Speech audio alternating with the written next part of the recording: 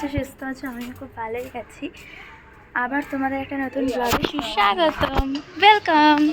All time যেখানে ঠাকুর দেখবে মা তো নমস্কার করবে, অবশ্য মা কেন, আমরা সবাই সবসময় বাঙালিরা রীতিনীতি এটা, কোথাও যাওয়ার আগে হ্যাপিলিভাবে যাতে পৌঁছাতে পারি সেটা তো আমাদের করতেই হবে। তো বেরানোর পথে পাড়ার মা কালীকে নমস্কার করে রওনা দিলাম। তারপর দেখো কুকুরগুলো ঝগড়া করছে। সো কালী পুজো তো কেটে গেছে, এবার তো ভাইফোঁটার পালা। ভাইফোঁটা তো দিতে যেতে হবে, আগের বছর দিতে যাওয়া হয়নি। দিদিও এবারে আছে। সো আমি, মা আর গেস করো দিদিও যাবে। কালকে রবিবার, তো সোমবার থেকে তো যার যার মানে মায়েরও স্কুল আছে, যাওয়া হবে না। তার জন্য আজকে বিকেল দিকে যাচ্ছি।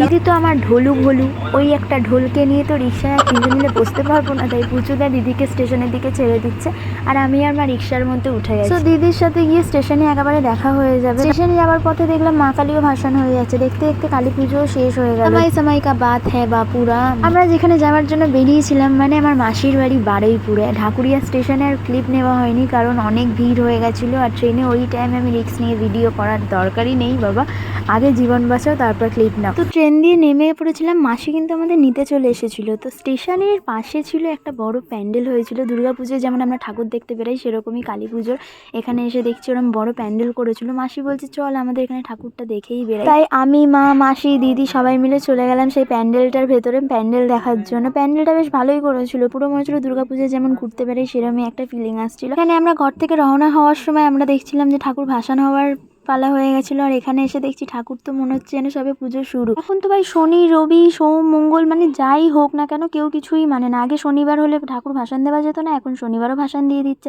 আবার যারা মানে তারা আবার সেই জিনিসটা সেভাবে চলে আসছে। তো এই প্যান্ডেলটা তো দেখে নিয়েছি, এবার বেরিয়ে যাচ্ছি। তারপর দেন আরেকটা প্যান্ডেল পড়েছে রাস্তার মাঝখানে, যে রাস্তা দিয়ে আমরা যাবো। তাই মাসি বললো ওটাও কেন বাদ দেবো, চল ওটাও একটু দেখে আসি। ভেতরটা একটু আয়না আয়না স্টাইলে করেছিল, রথের মতো করেছিল, রথের থিমের মধ্যে হয়তো করেছিল ঠাকুরটা।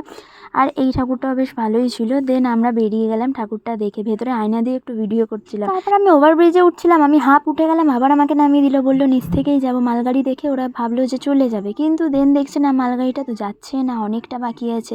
এর জন্য বলে ছোটোদের কথা শুনতে। দেন আমরা বেরিয়ে এবার একটা জায়গায় ভোগ দিচ্ছিল। আমার দিদি ভোগ খেতে খুব ভালোবাসে, আমি তাই মাসিকে বলছিলাম দেখো আমি ছেড়ে দিচ্ছি, তুমি ভোগ খাচ্ছ রাস্তা দাঁড়িয়ে, আমি মেশোকে দেখাবো। তো মাসি ওটা নিয়ে হাসাহাসি করছিলো। বাট দেখো ভোগ খাওয়ায় কোনো কিসের লজ্জা, আমরা তো ঠাকুরের প্রসাদই খাচ্ছি না।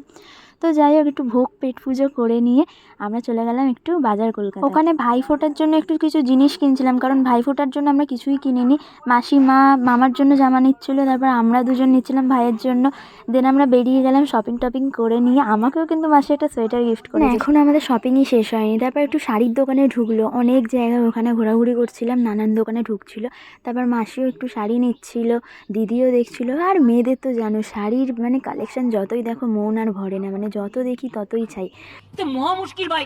চলো জামা কাপড়ের পার্ট শেষ, এবার মিষ্টির পার্ট শুরু। আর পরের দিন যা ভিড় হবে ভাইফোঁটায় মিষ্টির দোকানে, তাই আগের দিন থেকে আমরা মিষ্টি তুলে নিলাম। ফাইনালি মাসির বাড়িতে এসে গেছি, পাটা রিল্যাক্সে একদম বসলাম, কি যে শান্তি পেলাম কি বলবো। পুরো ফোসকা পড়ে পায়ের অবস্থা ভীষণ খারাপ। মায়ের ব্যাগে একটা নেল পলিশ ছিল, আর কোনো কালার পাইনি, তাই পরতে বসলাম। ও আমাকে বললো দিয়ে আমি পরিয়ে দিচ্ছি। কি কালার নেল পলিশ করেছে বাবা, এই দেখো কতটা কেটে গেছে। কি শিয়ানা দেখ, হেবি অসভ্য মেয়ে আছে। নখগুলো কি সুন্দর ছোট্ট ছোট্ট। ইস আমার কি করেছিস তুই?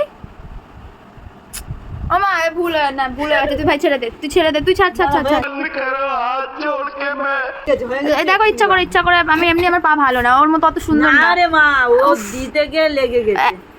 এই দিতে গিয়ে লেগে গেছে। क्या बोलूं क्या मैं इस पे, मैं कुछ बोल ही नहीं सकता। দে আমার দে দে। क्या बोला तूने? দেখলে কেমন শয়তান। মানেটা হলো আমার দিদি নামেই বড়, ও এরকম করতেই থাকে। ও এটা করে কি মজা পায় ভগবান জানে, বাট আমার খুব হাসিও পাই। এই ভিডিওটা আমি দেখছি আর বসে বসে আমার জানি না কেন খুব হাসি পাচ্ছে। হাসি ওকে পস্টার করে দেখাচ্ছিল যেভাবে যোগা করবি, নয়তো এরকম ফুলে গেলে তো আর হাঁটতে পারবি না। যত নাড়াচাড়া করবে না হলে শুইতেও যাবে।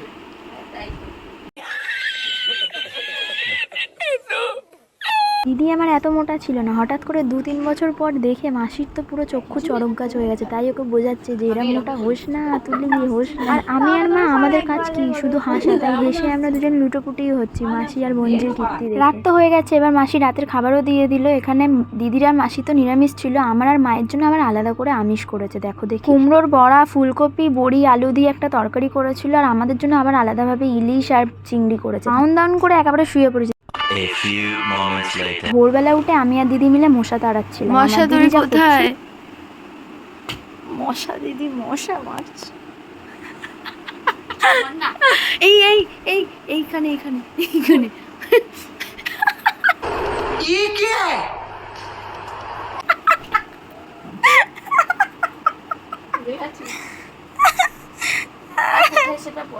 আমি জানি না।